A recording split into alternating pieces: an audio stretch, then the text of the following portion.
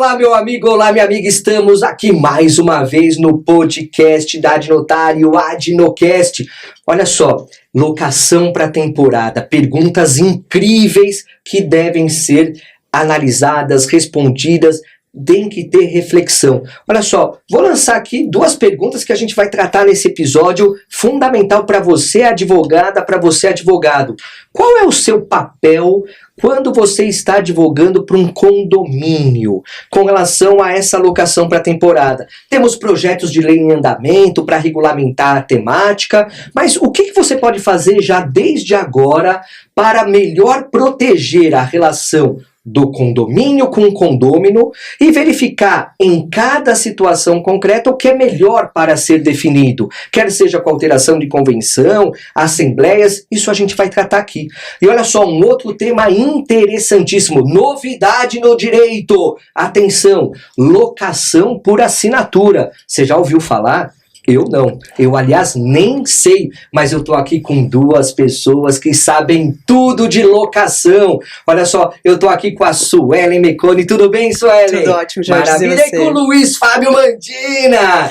Tudo bem, Jorge? Maravilha, olha só, a doutora Suelen Meconi é advogada, presidente da Comissão de Direito Imobiliário da OAB Penha de França e coordenadora do Núcleo de Contratos Imobiliários da Adnotari. É isso aí, obrigado mais uma vez aqui por estar conosco. Prazer gigantesco, um bate-papo muito legal. É uma delícia, né? É uma delícia mesmo. E o Mandina também é advogado, ele é presidente da Comissão de Direito Imobiliário da OAB Jabaquara e também coordena, junto com a Suelen, o Núcleo de Contratos Imobiliários da Adnotari. Beleza, Mandina? Tudo bem, Jorge? Eu queria só fazer um corte logo de começo aqui, que eu acabei não falando no episódio anterior. Esse tema já está em voga hoje, mas já vem sendo discutido há muito tempo, né? No meio acadêmico, já vem sendo discutido. E lá dentro da comissão da OAB Central, a Comissão de Locação e Compartilhamento de Espaço, esse tema é muito discutido, né? Lá nós temos o Dr. Jacques Buchatsky, nós temos o Dr. Henrique Andes, Dr. Amória Toledo, que são pessoas que tratam desse assunto também brilhantemente, e eu participei de muitas discussões com eles, e foi aí que a coisa foi evoluindo para apresentação também com a doutora Suelen em algumas palestras. Ah, maravilha. Aliás, grandes nomes. Aliás, vocês para mim são um dos maiores nomes do direito imobiliário com relação à locação e outros temas também que eu sei que vocês dominam, outras temáticas do direito imobiliário também, né? E olha só, pessoal, vamos então aqui... Opa, peraí. Você não segue a gente no Instagram? Opa, @Adnotari, ainda não é associado da Adnotari, Academia Nacional do Direito Notarial e Registral?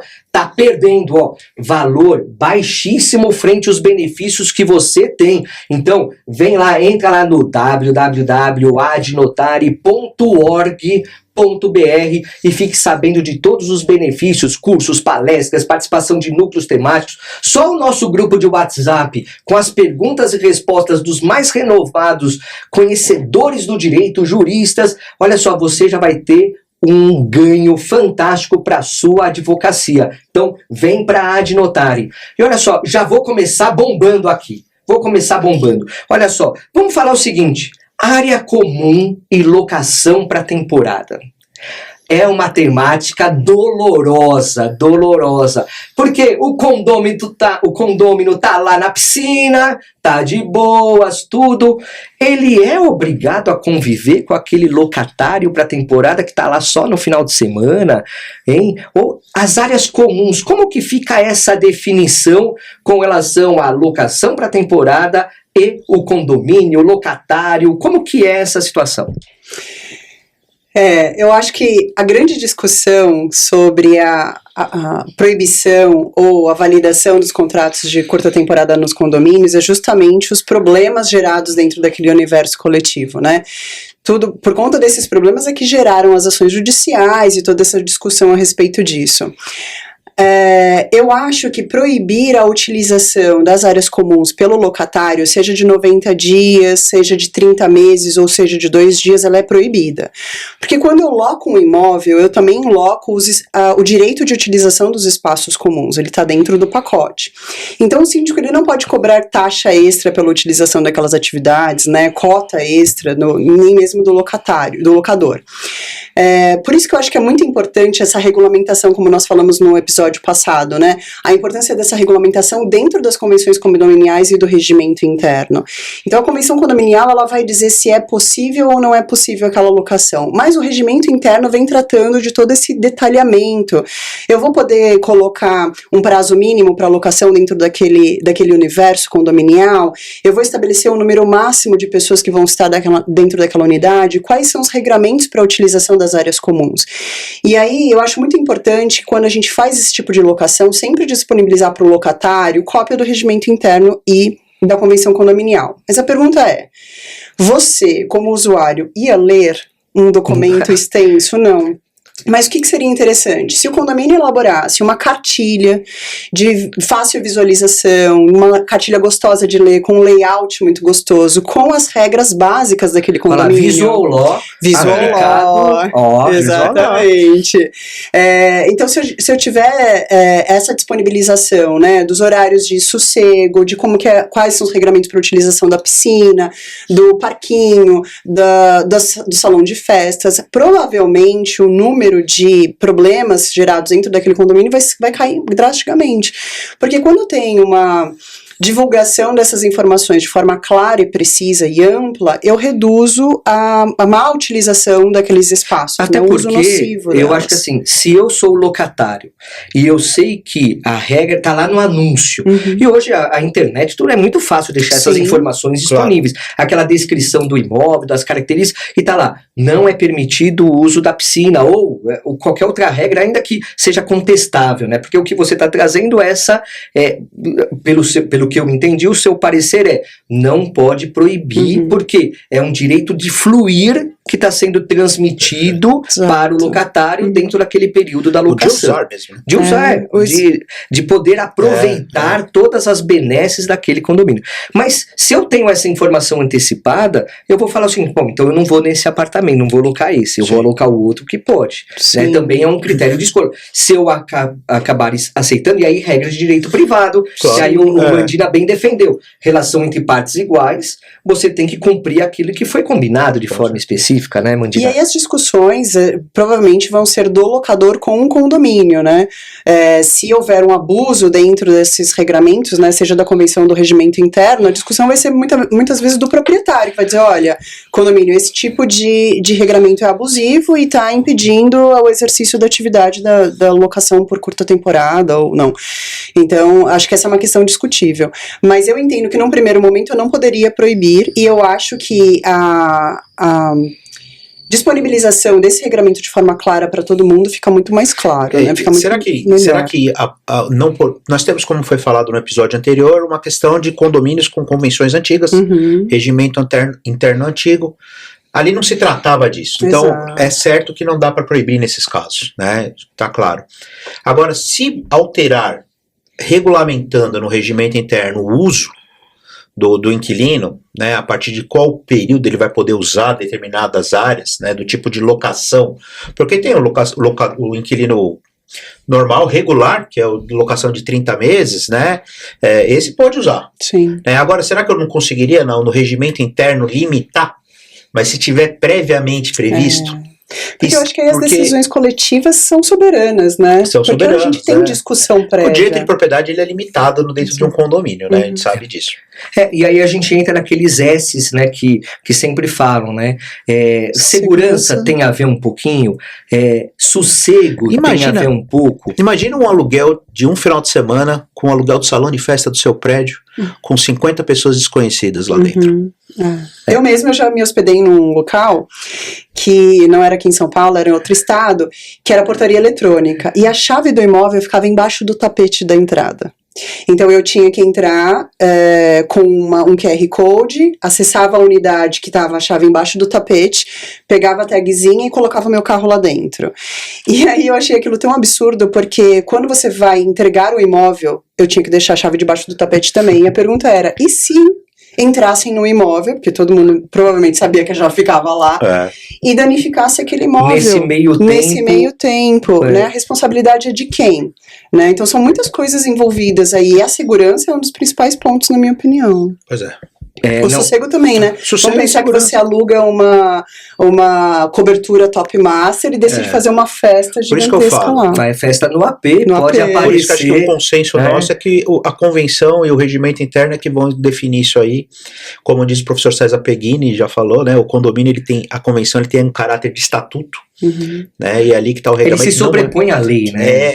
Não é um contrato, né? É mesmo que um estatuto. É um contrato social, vamos lá lembrar do Hobbes, né? Um contrato social que está sendo firmado.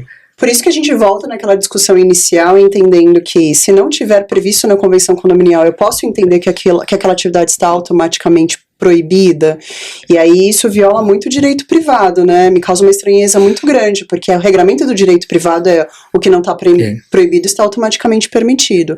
E eu preciso dar direito para aquela coletividade decidir o que é melhor para aquele universo. Sim, não, com certeza. Aliás, dentro desse tema de locação, até é muito comum, não sei se é tão comum assim, mas existe a possibilidade da locação só de cômodo, né, do quartinho. Iniciou assim, né? Então, como que fica isso frente, né, o questionador aí chegou, né, a voz do além nos trouxe uma pergunta interessante, que é justamente locação de cômodo. Então, a pessoa, a família vive naquele apartamento e tal, e às vezes tem aquele quartinho vago, né, que não tá fazendo nada, tudo, e fala, quer saber? Vou ganhar dinheiro com ele. Pode locar, é a mesma coisa que uma locação para temporada, ou já entra naquela questão mais empresarial, porque pode ser que tenha serviço, pelo menos arrumar cama, né, tal. Como que fica essa Olha questão? Que interessante essa pergunta. Essa pergunta é bem difícil, porque nós discutimos aqui a questão residencial, o caráter permanente, né? E a família está lá, residindo ali realmente. Então está trazendo alguém para morar ali. Eu vou te fazer uma pergunta, uma outra pergunta em volta. Como é que ficaria se fosse para trazer um parente para morar sem fins econômicos? Um comodato, porque aí seria um comodato, né? Juridicamente. Porque se eu trago um parente para morar no quarto lá também, durante 3 meses ou 10 dias, ou... Eu estou trazendo uma pessoa de fora. Voltou para casa dos pais depois da separação. É um período, né? Tá curto período, né? Mas não tem a exploração econômica daquilo, né? Como ficaria, né? É interessante isso aí, Suana. Sim. Eu acho que essa pergunta é de quebrar as pernas dos advogados, né, no podcast. Porque, assim, a portaria do Ministério do Turismo, que é a portaria número 100 de 2011, se eu não me engano, ela diz que é meio de hospedagem o cama e café, se eu não me engano, é essa expressão que ele usa, que é justamente a locação de parte do cômodo, né, com oferecimento com prestação de serviços. E aí, como a Mandina disse, se toda a família está morando naquele lugar, provavelmente a alimentação está incluída, né? Provavelmente a limpeza também está incluída, mesmo que seja que você tranque o seu quarto, existe a possibilidade de oferecimento dessa limpeza. Então, me parece que estaria nessa situação enquadrada. Quando for comercial, quando for com a exploração econômica, então, mas e quando não for? Mas aí eu levanto uma outra questão interessante. Será que, vamos pensar, eu estou imaginando eu locando um quarto do meu apartamento, né? Eu vou ter um critério muito maior para colocar uma pessoa na minha casa convivendo comigo. Você vai trazer para a personalidade. Então, será que esse fator não agrega insegurança? Sim. Coisa que a alocação para temporada deixa a desejar muitas vezes. Quer dizer, existe o ônus e o bônus, né? Existem, acho que os dois lados da mesma moeda. Grande parte esse aluguel de cômodo, ele não é tanto de curtíssima temporada, né? Deve ter sim, claro, mas não deve ser o principal. Eu acho que a alocação de cômodo deve ser uma coisa mais duradoura, que é do estudante que está morando ali durante a faculdade, né? Esse deve ser o maior número. E aí você vai controlar com cadastro no prédio, esse controle de acesso, né? O cadastro do morador, tudo isso acho que é importante. Porque aí ele vira um morador. Vira um morador efetivo. Porque assim, e outra, muitas vezes o condomínio nem tem ciência da relação jurídica estabelecida. Porque olha só, você pode... Como que o condômino vai apresentar a pessoa... Ó, você pode acrescentar no cadastro fulano de tal, ele tá morando comigo agora, ela tá morando comigo agora. Então fica uma situação de que o condomínio nem sabe a relação jurídica existente, né? Sabe que não é um visitante porque tá lá de forma mais permanente. Sim. Mas ainda que seja provisório por uma semana, 2, um mês, ou durante o período de faculdade e tal, qual é a relação? O condomínio não fica sabendo disso. Não. Aliás, um dos pontos que eu destaquei lá naquele congresso que a gente fez em Guarujá foi da necessidade de um cadastro muito atualizado das pessoas que estão no imóvel. Só que será que essa minúcia de quem mora com você é quem? Eu acho que é o direito do condomínio, viu? Você acha que é direito do condomínio de exigir? Até foi essa pergunta que me fizeram lá, e eu falei assim, olha, estabeleça em assembleia a necessidade de todos os condôminos preencherem um cadastro detalhado com informações de quem está lá, que título, para ir recolher documentos necessários. E aí a gente cai exatamente na discussão sobre a regulamentação dessas atividades dentro do condomínio, né? Eu acho que é possível exigir esse tipo de cadastro minucioso, e eu acho que o Airbnb ele começou justamente pela locação de quartos individualizados, porque muitas vezes as pessoas iam viajar e não tinham dinheiro para bancar um hotel, então essa era uma estrutura mais barata e econômica, e acabou surgindo daí que evoluiu muito. Hoje a gente loca o espaço inteiro, mas eu acho que ela surgiu daí, e não necessariamente só da questão da República, mas também o interesse de passar uma temporada, digamos assim, um curto espaço de tempo visitando aquela localidade. E aí, fazendo um paralelo aqui com a cidade de Nova York, Nova York, que nós comentamos em off, né, no início do nosso bate-papo, a cidade de Nova York tem um problema muito sério de propriedade, né? O custo da propriedade lá é muito alto, então as pessoas não são proprietárias de imóveis.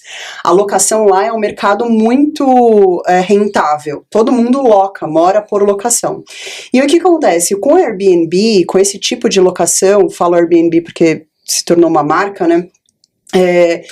Os proprietários passaram a alugar as suas unidades porque eram muito mais baratas do que ficar hospedado em um hotel. Isso fez com que os residentes permanentes começassem a migrar para a periferia, para cidades próximas e vizinhas, né? Isso causou um problema muito grande para os residentes permanentes. Até inflacionando o mercado depois. Exatamente. Aí veio a prefeitura e editou uma série de regulamentações e normativos para regulamentar as locações por prazo menor do que 30 meses. Ela não veio proibir a locação por temporada, mas foi uma limitação tão rígida que, claro, inviabilizou muitas vezes essa locação, né? Então, eu acho que é importante a gente pensar no quesito aqui de estrutura condominial, de residência e de custo do mercado, pensando exatamente isso. Qual que é o impacto desse tipo de locação também para os residentes permanentes aqui em São Paulo? Porque quando eu também coloco muitos imóveis disponibilizados no Airbnb, eu reduzo a disponibilidade de imóveis para residentes permanentes e eu aumento o valor do aluguel para essas pessoas. Então tem vários impactos também na nossa vida do dia a dia, e a gente está olhando muitas vezes do ponto de vista só do condomínio, do ponto de vista do turista, e nós somos turistas também, mas também moramos em condomínios, muitos de nós, e a gente esquece também de olhar na cidade como um todo, o impacto disso geral. Eu acho que isso daí advém... circulação de pessoas na região. Eu acho que isso advém também do ponto de vista geográfico. Você pega Nova York, né, é uma ilha, né, se eu não me engano é uma ilha, né? É uma ilha. Me confirma Manhattan, aí. né? Manhattan, né? Pô, a Big Apple, que não é tão big assim por conta da extensão. E justamente eu acho que esse é um ponto importante, porque é tão restrito e tão solidificado toda a verticalização da cidade. Acho que lá nem deve ter mais espaços para desenvolvimento maior. Ao contrário, por exemplo, aqui de São Paulo, que a gente tem, né, uma gama de espaços a todo momento surgindo prédios novos. Tal. Então, assim, o déficit habitacional lá é muito mais sensível do que aqui.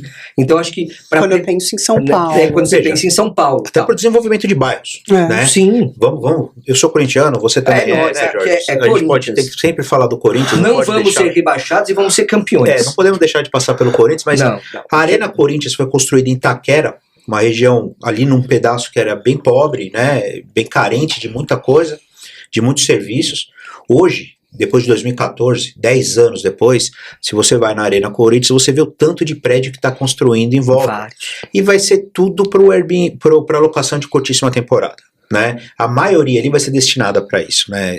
Tem prédio que você já tem a visão da arena, né? São empreendimentos que já tem o chamativo da arena, o shopping center que cresce em volta, tem a própria estação de metrô lá, que é um grande atrativo. Isso, então desenvolve a região. Tem que olhar toda essa parte urbanística também, que é muito importante. Sim, então eu acho que assim, como a gente, pelo menos a nossa realidade de São Paulo ainda é um desenvolvimento ainda muito amplo que a gente consegue, eu acho que a gente não chega ainda nessa posição de ter uma disputa. Eu acho que depende muito, e aí a gente está falando sobre São Paulo, né, e como o Adnocast e a Adnotária tem um impacto nacional, acho que é importante que cada um faça essa análise, porque dependendo de, claro que São Paulo eu tenho uma região extremamente grande, mas se eu falo em cidades menores, em metrópoles menores, eu acabo jogando essas pessoas para cidades dormitórios, e aí o recolhimento talvez dos impostos ficam nessa cidade dormitório, mas a utilização e o desgaste gera na cidade grande. Sim, a gente tem discussão aqui para a parte urbanística, assim, então, aliás, é multifocal, né? A gente não consegue só discutir isso com base no direito, a gente precisaria também de urbanistas, né? Pessoas relacionadas à parte governamental, porque isso é um estudo muito amplo e multifacetário mesmo. Sim. Né?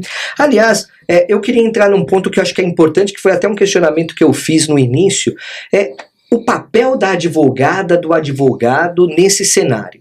Porque assim, pelo que eu tô percebendo do episódio anterior, que aliás, se você não assistiu o episódio anterior, vai lá, tá aqui no nosso canal do YouTube, então assista porque é relevantíssimo para essa compreensão geral. Mas o que eu percebi foi o quê? Que a gente está vivendo momentos de incerteza, de insegurança. Né? Então a gente tem uma legislação que está em tramitação, até com a reforma do Código Civil.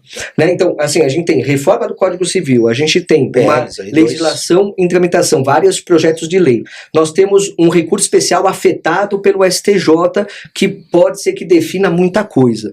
Então, assim, como que o advogado, a advogada, ela pode atuar diante do condomínio que ela presta serviços? Porque, olha só, eu acho que um grande papel da advocacia é prevenir danos, prevenir responsabilidades, agir de forma antecipada, né? Então, assim, se a gente está num caminho de que o projeto do Código Civil é para proibir e só permitir se tiver expressa autorização. Perfeito. É um dos sentidos. Existe um PL ao contrário. Mas é que eu falo, né? O PL que eu falei, ele vem para regular a lei de locação. Isso, quer dizer, é um adendo lá. Mas olha só, será que não é interessante o advogado, a advogada pensar no agora, em falar o seguinte, bom, qual é a melhor solução que a gente pode dar? E acho que o que a gente concorda todos nós é que é casuística, é caso a caso. Então, é no prédio A, como que aquela comunidade melhor identifica a locação para temporada, no prédio B. Como que vocês veem essa atuação da advogada, do advogado nesse cenário? Eu acho que já chegou a hora do condomínio começar a discutir o assunto, né? E começar a fazer reuniões, assembleias. Não é uma coisa que tem muito rápido, mas precisa ter o advogado precisa assessorar isso e embutindo a necessidade da alteração da convenção, porque uma coisa que eu acho que é pacífica é que vai estar tudo na convenção e que a convenção vai ser respeitada. Isso não muda no judiciário, não muda no legislador, né, se é permitido, se é proibido, né? Mas que o condomínio venha tratar dentro da vida ali do condomínio qual é o caminho mais adequado. Para o advogado é difícil, porque não é só esse o problema, nós vamos ter um problema futuro aí que eu falei outro dia, que é a multipropriedade imobiliária. Né, o uso por diversas pessoas, mas com direito real sobre o bem. A fracionamento, né? No tempo, né? Imagina, isso é o próximo. Daqui a pouco nós vamos estar discutindo isso aqui em outro dia, né? Mas é um ótimo tema, aliás, para né? O Heitor fala muito bem sobre isso, sim, né? O Heitor para falar sobre isso. Ele está devendo a participação dele aqui. Heitor, vem, estamos te esperando aqui, convidadíssimo. Doutor Heitor tá intimado, não é nem convite mais. Concordo. É intimação. Doutor Heitor é sensacional. E dá uma aula de palestra. O cara é fantástico. Fantástico. Eu sou fã dele, o cara é muito bom. Somos três fãs. Mas vamos lá. Acho que o papel do advogado nesse momento é já começar a fomentar a discussão disso dentro do condomínio, seja pela questão de cadastro, de acesso, controle de acesso, começar a regular isso. e alimentar a ideia de tratar na convenção a locação por temporada e de curtíssima temporada, se for para usar esse termo, se é permitido ou não e qual é o prazo limite e a forma de utilização da área comum. Acho que o advogado precisa começar a acompanhar o condomínio de perto e verificar a real vida daquele condomínio, como é que ali se vive, porque não, como nós falamos aqui, não é igual para todo mundo. Então o advogado assessora mais de uma administradora, ou dentro da administradora você tem vários condomínios, cada um com uma vida diferente. Sim, eu concordo. E como a Mandina disse, né, as convenções elas estão extremamente ultrapassadas, a gente abordou sobre essa questão. Eu acho que é um momento interessante e ideal para a gente fazer a renovação de tudo isso. Né? Eu acho que o caminho que o judiciário está tomando, o caminho que os projetos de lei estão tomando se não houver previsão expressa, está automaticamente proibido. Então está na hora da gente fazer essa revisitação, esse debate, para regulamentar antes que venha uma legislação. Claro, né? Exato. Deixar claro para que vá para o judiciário. Porque nós temos 2 julgados mais importantes, como a Mandina falou, um do Rio Grande do Sul, que é o primeiro, em que a decisão foi: o condomínio propôs uma ação contra os moradores para proibir a atividade. E o tribunal entendeu, não, essa proibição é legal. Né? Se não tem previsão condominial, na convenção condominial não pode essa prática, a prática dessa atividade. Mas nós temos um outro recurso do Paraná, julgado pela 3ª turma, que entendeu o seguinte: a moradora condômina proprietária entrou com uma ação contra um condomínio, propondo a anulação da Assembleia Condominial que proibiu a locação por menos de 90 dias. E o tribunal, o STJ, entendeu o seguinte: olha, se a convenção proíbe, então ela é soberana, então essa proibição é legal. Então nós temos 2 julgados com fundamentações. Se olharmos as fundamentações, elas praticamente idênticas, entendem que se trata de um contrato atípico de hospedagem, que é uma atividade comercial, tudo isso, mas o resultado dos julgamentos são diferentes. Um ele diz, se não tem na convenção previsão, não pode, e outro diz, se a convenção proíbe, pode. E aí vem esse recurso afetado de Minas Gerais para pacificar essa decisão, né? Então aí a gente acha que provavelmente a justificativa, a fundamentação é que um contrato atípico de hospedagem, mas o resultado, se vai estar previsto na convenção ou não, a gente não sabe. E vamos falar, hospedagem atípica que ninguém define o que é. Que ninguém define o que é até agora. E aí a gente tem um projeto o anteprojeto do Código Civil que vem dizendo que não pode se não tiver expresso, e o projeto de alteração da lei de locação que diz também não pode se não tiver expresso. Então acho que a gente não precisa esperar isso tudo estourar, acontecer, para que a gente faça essa regulamentação. E eu acho que assim, vamos com um aspecto prático, né? Eu acho que é importante, porque a Adnotari tem esse viés, né? A gente quer realmente passar conteúdo, né? E assim, tudo que a gente faz na Adnotari é com fundamento na ciência do direito. Uhum. Aqui, os nossos achismos não são achismos. Não, tem um porquê. Tem tudo porquê, tem toda a base. É o acadêmico com a finalidade prática. A gente precisa aliar justamente o acadêmico com a prática. E justamente para isso, eu acho que assim, é muito temerário levar isso para uma assembleia direto. Não. Né? Assim, eu creio que a gente precisa muito antes, primeiro, fazer uma análise estatística daquele condomínio. Então, como a gente estava fazendo lá no Guarujá, né? Eu pergunto, olha, quantos são moradores naquele prédio? Um morador para 20 apartamentos, 10 moradores para 60 apartamentos, e assim, qualquer que seja, para entender a realidade daquele condomínio. Sim. Frente ao quê? Frente a possibilidade ou não de proibição da locação para temporada. Porque se você identificar que realmente o público ou os condôminos, eles estão acostumados, não há problemas. Então, nessa estatística, levantar se tem já locação para temporada, qual é o sentimento dos moradores, dos condôminos que lá residem, com relação à segurança, ao sossego, né? Tudo com relação ao que a locação para temporada influencia. Porque assim, se a gente não preparar esse terreno, a gente sabe que a Assembleia, primeiro, claro que a gente tem quórum privilegiado aí, né, qualificado para esse tipo de situação, tudo, mas a gente precisa ter uma conscientização primeira, né, então até com campanhas, com pesquisas individuais para, primeiro, conversar, eu acho que assim, vamos dar letra aqui para advogada, para advogado. Primeiro assim, leva esse questionamento para o síndico, para entender a realidade que o síndico percebe daquele condomínio. que é uma realidade que ele percebe de forma parcial como síndico. Sim. Ele tem uma visão. Até mesmo pelos problemas que ele recebe, né? Sim, ele recebe queixas, ele recebe reclamações, e aí, eu já apliquei advertência, multas, o problema mais frequente é isso, é o uso da piscina, não sei o que, tal, para ver até o que vai poder, permite, mas com limitações, né? Então, tudo isso, eu acho que é muito importante discutir antes de levar para uma assembleia, vocês não acham também? Sim, e eu acho que conversar também com os funcionários é muito importante. A conscientização dos funcionários é essencial, principalmente quando eu falo em segurança. Então, primeiro, entender dos funcionários também o impacto desse tipo de atividade no trabalho deles, porque tem um impacto, quais são as dificuldades que eles enfrentam, trazer isso para uma discussão, para um conselho primeiro, para uma abordagem melhor, e depois trazer isso, não às vezes numa assembleia, não como pauta, mas como um debate. Vamos conversar sobre esse assunto que vocês entendem, não entendem, preparar, deixar esse assunto maduro para uma votação. Por isso que a Mandina disse, isso é um processo, né? Não precisa ser rápido, mas ele tem que começar. É isso aí. Locação por temporada. É uma locação que sempre existiu. Nós estamos falando de roupagens diferentes, que a economia faz com que o número seja amplo, né? E isso vem dando problema. Nós temos outros tipos de locação, como locação multifamily, né, que é aquele prédio que não tem unidade, não tem o condomínio instituído, não tem a unidade dividida ainda, individualizada na matrícula. Então, são coisas que sempre existiram. Né? Nós estamos só com a informatização, a praticidade, e que está regulamentando isso, que está trazendo a discussão. Nós temos que pensar no efeito perante terceiro, e aí sim tentar resolver.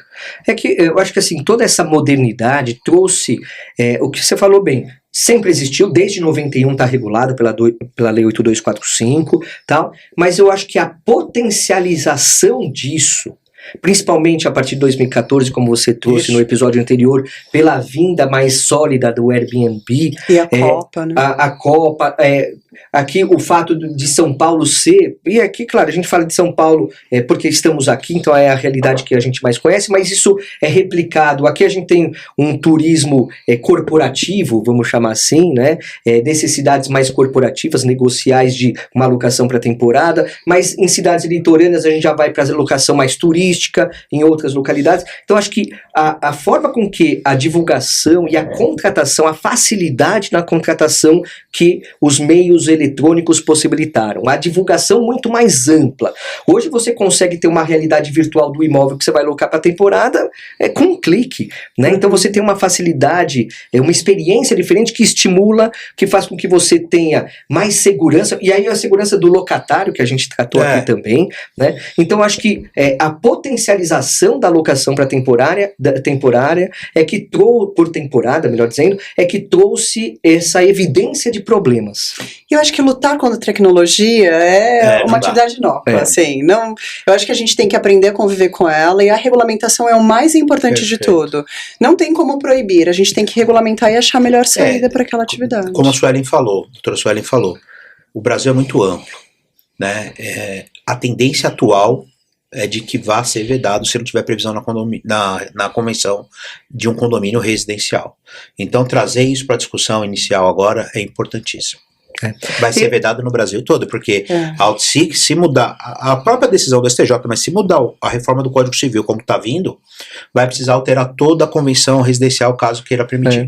Não, e eu fico, sinceramente, eu fico incomodado com isso, porque situações consolidadas vão ser alteradas de forma abrupta. E isso eu tenho realmente um receio muito grande, porque aquele condomínio de um dia para a noite, literalmente, porque ao entrar em vigor uma lei, quer seja pelo Código Civil, quer seja por um PL qualquer que venha a ser sancionado, você acaba mudando uma realidade de décadas com relação à alocação para temporada. É para ser pensado. Mas até o julgamento do Tribunal do STJ, que hoje ele não é... Exato, não tem aplicação... imediata, né? Vamos e não é exigível para todos os casos, mas... Vamos torcer para que o relatório final saia com essa destinação de que cada condomínio vai precisar tratar a sua matéria. Eu acho que assim, eu acho que até a decisão do STJ pode vir no sentido de estabelecer critérios que possam ser melhor identificados para poder escalonar isso, fazer um filtro, né? Sim. Então, entra no filtro. Locação para temporada é o gênero, mas vamos entrar nas minúcias dela. Curtíssima temporada, isso, aquilo. A gente vai ter vários fatores que eu acho que é por... E aí é mais uma vez o papel que o STJ vai ter de legislar em alguma matéria. Isso me preocupa. Né? É complicado, porque Muito assim... comum no Brasil hoje em dia, né? Mas partir de um caso específico para generalizar, a gente tem que tomar cuidado muito grande, porque será que vai ser aplicável a todos os condomínios? Né? E assim, e outra, eu acho que a gente vai entrar num momento de muita informalidade.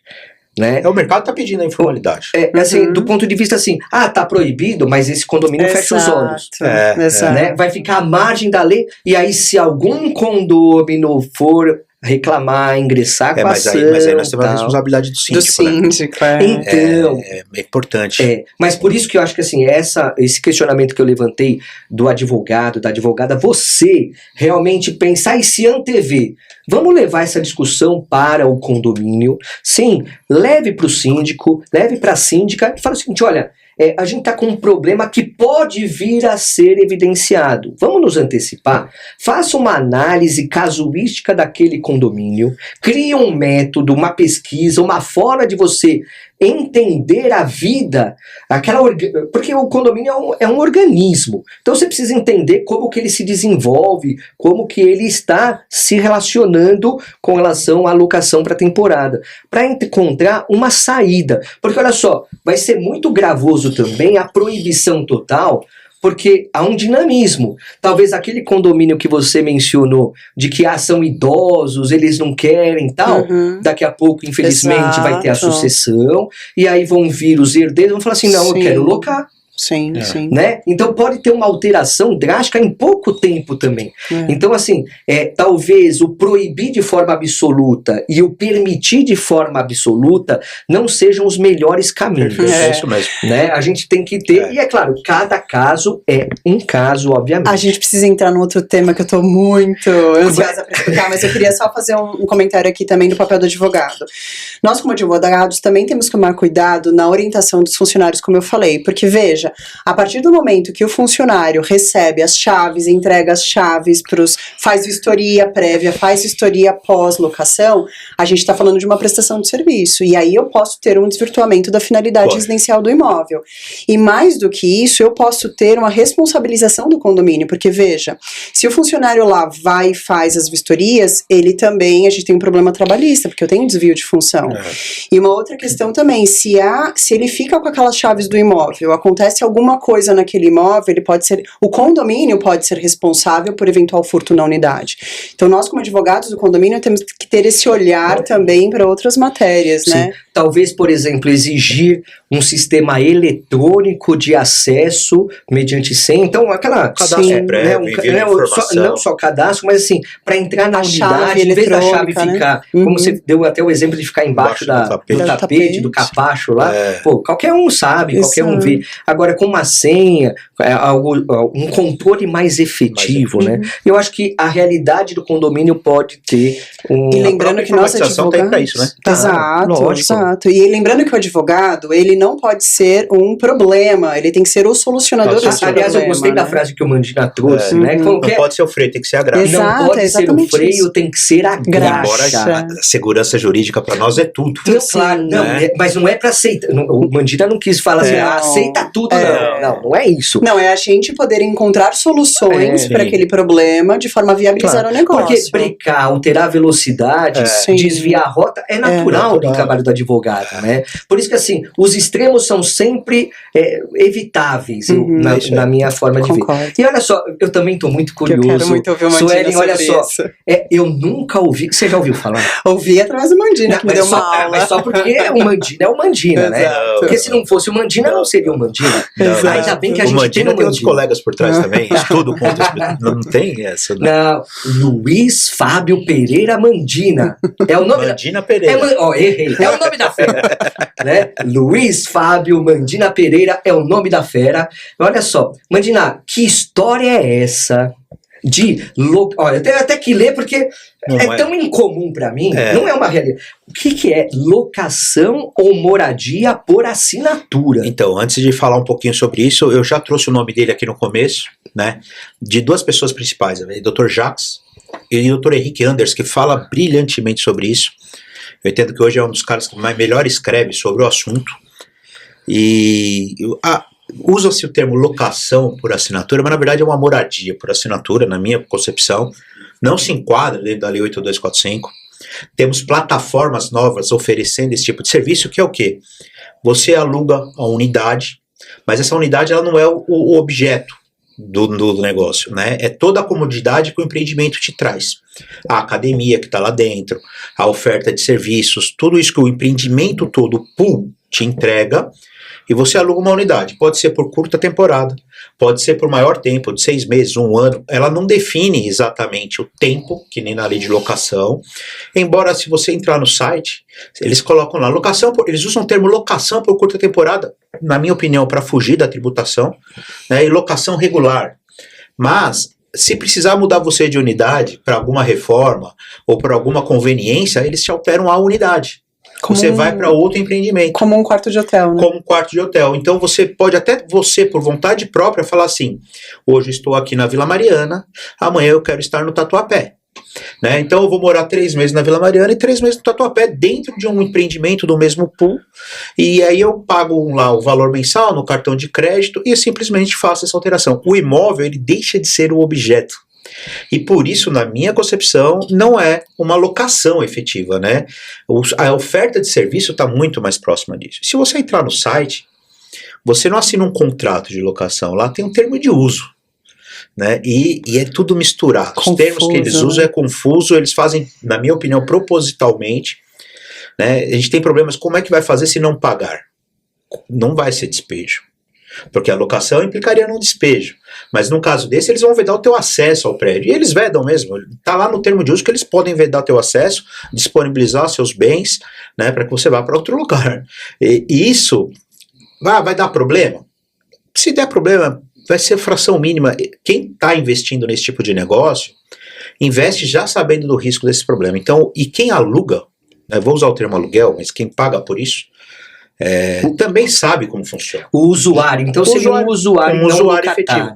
Tanto que está previsto nos termos de uso, você pode entrar em qualquer site, não vou citar o nome das empresas que usam, mas já tem mais de uma, são algumas, né? E elas ofertam lá, ó, a qualquer momento eu posso te tirar dessa unidade. Né? Então, mas tem um prévio aviso, ó, ou é de hoje para amanhã? Sim, não, deve ter um prévio aviso, mas amanhã você estará na unidade 22 em vez da 33. Não, se você não pagar. Se não pagar. Ou se precisar mesmo. Às vezes não é mais interessante, vai fazer alguma reforma no prédio, alguma coisa nesse sentido, ele vai te ofertar uma outra unidade idêntica, porque é um imóvel já mobiliado, já é diferente de uma locação onde você coloca tua cama, você traz a sua televisão. Lá não, você vai entrar no apartamento pronto. Eles inclusive oferecem o serviço de mobiliário. Se você quer colocar sua unidade dentro desse sistema, eles oferecem um serviço de arquitetura. Um arquiteto ele reforma todo o imóvel para ficar dentro da configuração permitida. Tá muito parecido com o flat. Isso, muito parecido. E ele entra mais, eu acho que aí você entra muito aí sim eu acho que é uma hospedagem atípica, sabe? Eu acho que aí tá dentro da hospedagem atípica, o flat, na outra locação que a gente tava falando. É que assim, geralmente o flat, ele tem, visualmente ele é um hotel, né? Não sei se você já tiver essa percepção. Visualmente o flat é um hotel, só que a pessoa ou deixa no pool de locação ou loca separado, mas é um hotel, né, visualmente. Então, você tem geralmente para uma curta temporada, né, para poucos dias, né? Mas nesse caso da assinatura, você tá falando que não é apenas para uma curta temporada. E talvez até seja mais interessante para uma temporada mais longa, né? Para vamos falar assim, talvez em vez de falar longa temporada, uma temporada indefinida. Porque, como você está falando, e tô lançando até um termo novo aqui, que eu nunca ouvi falar, né? Temporada indefinida é aquela que não é limitada no tempo de forma prévia. Mas aí você sai da lei de locação mesmo. Então, a lei de locação não tem limite. Sim, mas para esse tipo de negócio, porque aí você usa o uso, né? Então você teria o usuário por aquele período de tempo até que implemente uma condição. Veja que Ele não quiser mais ou eventualmente se mas tornar inadimplente. Veja que interessante, na locação por temporada da lei de locação, se passar os 90 dias, ela se prorroga automaticamente, ela vira um contrato, Sim. né? Então, você não poderia nem tirar o inquilino de lá. Teria que ter ação O de morador, despejo. entre aspas, né? Esse tipo de locação vai ser também, tá explodindo por aí, tá aumentando cada vez mais, e que tanto quem aluga como quem disponibiliza busca maior informalidade, sabe dos riscos, sabe como funciona. Então eu acredito que o problema ali não vai ser tanto de cair no judiciário. Vai cair sim, mas uma coisa... Até porque eu acho que o empreendimento inteiro é para esse fim. Isso. Não todos, mas Nem todos. sim, existem empreendimentos feitos para exclusivos isso. para isso. Fundos imobiliários que constroem para isso, entendeu? Também eu vi que também a estrutura, o foco, como o Mandina falou, é o serviço, então é um empreendimento que tem foco lavanderia, bar, Isso. enfim, uma série de estruturas. Não, eu digo isso porque assim, a unidade residencial, ela não é mais o objeto. Não é, porque o foco que eles dizem é o seguinte: se eu estou oferecendo todos esses benefícios, comodidades dentro dessa estrutura, você vai ter mais tempo para focar naquilo que é importante E para você. rapidinho, se você entrar no site, você vai ver lá a oferta de pacotes, Uhum, entendeu? E é tudo no cartão de crédito. exato. Acho que o mínimo é 30 dias na maior parte dessas isso aí. plataformas. porque né? eu digo pra mim, eu tô vendo até pra mim, é a minha realidade. Eu moro em Atibaia, só que eu preciso ter uma base aqui em São Paulo. Hoje eu tenho uma locação aqui na região do Tatuapé. Então, é um tipo de, talvez, serviço que possa ser interessante para Até para ver se você se adapta ao bairro, à região, também, e tudo mais. né?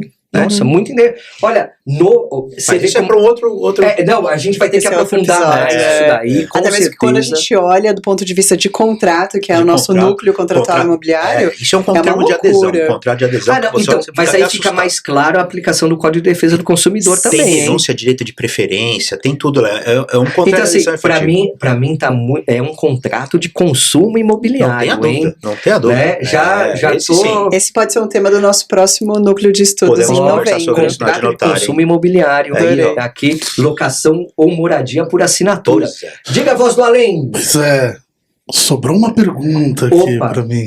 Diga. Vamos lá, né? As perguntas difíceis, mas tem que ser feitas.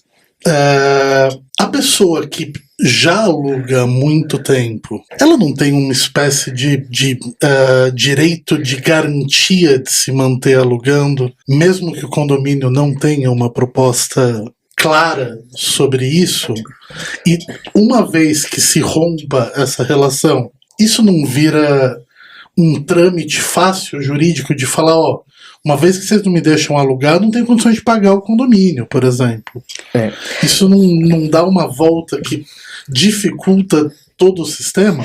Meu amigo, eu acho que esse é um ponto que é importante de ser tratado. Porque assim, eu até estava mencionando, de uma hora para outra o condomínio vai ser proibido de locar. Mas peraí, e o que ele fez há 30 Qual anos? é o costume daquele condomínio? Né? E o costume e tal. Por isso que talvez num primeiro momento vai se transformar numa situação irregular para ser regulamentada posteriormente. O que vocês acham O com relação costume a é isso? fonte do direito, Sim. mas a principal é a lei. Você A tem uma partir do hierarquia, momento que a lei né, chegar, vai ter que se adequar, não tem jeito. E a gente vai falar também sobre o direito coletivo em detrimento do direito individual, né? Porque quando o direito coletivo, quando eu tô falando de um condomínio, ele se sobrepõe ao direito individual, em direito daquele indivíduo de locar e fazer renda com aquele imóvel. Então eu não posso colocar esse direito de auferir renda acima do direito coletivo e da legislação. Então, se a coletividade decidiu, ou se a lei determina que não pode, ela prevalece. É uma complexidade e assim, esse é um problema prático que vai ocorrer. Por isso que eu reforço aqui para você advogada, para você advogado. É uma forma muito importante para você atuar no condomínio que você já presta serviço. Aliás, você não tem que ser passivo lá, só receber os problemas, cobrança de condomínio, tal, não. Você tem que ser ativo na prestação do seu serviço. Você tem que buscar implementar soluções para o condomínio que você presta serviço. Então, antever esse problema, eu acho que é muito importante, identificando a realidade daquele condomínio e já promovendo a solução mais adequada para aquela realidade. É a advocacia preventiva, né? Que é o que a gente defende tanto. conhecimento, né, esclarecimento de todos os condôminos, principalmente os prós e contras. Eu acho que é até interessante fazer algum tipo de propaganda com relação a prós e contras frente à locação para temporada no condomínio. Olha, existe prós. E o que você levantou com relação à inadimplência é um fator contra, porque se a pessoa não tem recurso, ela deixa de pagar condomínio. Exato. Se ela deixa de pagar condomínio, todos os demais estão sendo aqui, tendo que suportar aquela falta de pagamento, que vai gerar uma ação de execução de despesas condominiais, que em última análise vai vir para mim lá para eu fazer o leilão da unidade. Não é fácil não. Né? Então tem toda uma problemática que você acaba amplificando ou não, dependendo dessa atuação preventiva. Então essa é a nossa dica aqui. Eu quero fazer aqui então uma chamada importante. Opa, se você ainda não é, se você ainda não é associado da Adnotari, no mês que vem, em novembro, no núcleo de contratos imobiliários, o Mandina, nosso querido amigo e especialista no assunto, vai falar então sobre esse tipo de contrato específico, que é a locação por assinatura, moradia por assinatura. Então, associe-se, porque tem muito conteúdo, inclusive essas reuniões são gravadas, depois são disponibilizadas na plataforma da Adnotari. Se você não conseguir participar da reunião naquele dia, vai ficar disponibilizada essa gravação para você assistir depois. Eu acho importante, eu sou apaixonado pela locação imobiliária. Eu acho que nós tratamos aqui, mais do que tudo, a importância econômica desse tipo de contrato, né, e os impactos que vêm no mercado imobiliário, nos condomínios, na vida da sociedade. Acho que foi um bate-papo muito legal, e muito agradável. E o quanto é vivo, né? Quanto esse contrato... Pessoal, no direito imobiliário a gente gosta de falar muito da compra e venda, da segurança, mas a locação, ela está aí, ela tem uma grande importância, e acho que estudar isso é essencial, e a gente convida vocês para vir para o núcleo de contratos imobiliários, vir para a Adnotari, para poder conversar um pouquinho com a gente e aprofundar os estudos. É isso aí, que episódios, olha só, o 8º episódio, o 9º episódio, que é este que você está vendo, incrível. Aliás, o Adnocast já é um marco do conhecimento, da propagação do conhecimento para você advogado, para você advogada, e olha só, isso é só a ponta do iceberg, né? Porque justamente você tem o quê? Aqui é um conteúdo gratuito que a gente está divulgando e tal, mas lá nos núcleos a pegada é diferente. É profunda, as discussões são profundas. Discussão profunda, enriquecedora, muito. Olha só, eu queria agradecer, mas olha só, eu vou agradecer dando presente. Eu quero minha canequinha. Opa, já sabe, né, Mandina? Mas olha só, primeiro as damas, vamos presentear doutora Sueli Meconi. Obrigado. Eu vou abrir aqui para todo mundo ver. Que linda. Obrigado pela sua presença. Olha, enriqueceu absurdamente o nosso podcast. Muito obrigado. Você sabe que você está convidada para quando você quiser, só aparecer. A Adnocast não, a Adnotari para mim foi um grande presente. Eu encontrei amigos verdadeiros, eu encontrei conhecimento profundo e grandes oportunidades. Então eu acho que fazer parte dessa família, que para mim, eu acho que a Adnotari é uma grande família, é um grande privilégio. Então muito obrigada. E eu acho que uma coisa interessante da Adnotari é que a gente tá tudo num pé de igualdade. Sim. Né? Que é absurdo até de pensar, porque lá as perguntas que vêm, qualquer um responde isso, aquilo, vem, complementa, tal. Né? Eu acho que a gente tem acho que você falou em família, eu acho que isso é interessante. Eu acho que a gente tem a gente se agrega tanto. Sim. Que assim, não há disputa, não há concorrência, pelo contrário, tem espaço para todo mundo, né? Então isso é muito importante. Mandina é um grande presente, né? Mandina é um cara. Virou meu amigo, depois coordenador, junto comigo no núcleo, parceiro de palestras, agora de podcast. Então, olha só, Dr. Luiz Fábio Mandina Pereira, olha só, aqui um agrado aqui da Adnotari, do nosso Adnocast. Porque, obrigado, porque você habilitou muito aqui. Eu agradeço a Adnotari, né, por abrir as portas. A Sueli falou muito bem, é uma família, e o professor Kikunaga, que foi presidente, um grande agregador. Né, é um grande agregador, uma pessoa que traz a gente para dentro, e acho que o papel de todos nós é esse, né, sempre trazer mais pessoas novas, para que o direito evolua, né? O estudo do direito de uma forma acadêmica faz com que a gente evolua também. Verdade. Então, vem pra Adnotari e você também vem, né? Olha só, Siga-nos nas nossas redes sociais, @adnotari, lá no Instagram. Sim, olha só, você não é depois disso você não é associado ainda? Vai. Então, entra lá, www.adnotari.org.br. Olha só, curte, comente, faça que compartilhe esse episódio e todos os anteriores. Olha só, tá no nosso canal do YouTube para você assistir quando e onde você quiser. Então, olha só, agradeço muito a sua audiência, fique com a gente e aproveite mais da Adnotari. Toda terça-feira tem papo acadêmico às 8h30 da manhã. Olha só, aproveite tudo que a gente pode fornecer para vocês, que é tudo de coração, tudo com muito cuidado, carinho e conhecimento. É isso aí, meu amigo, é isso aí, minha amiga. Obrigado mais uma vez, Sueli, Mandina. É isso aí, um brinde. É isso aí, bora lá, bora que dá. Abraço!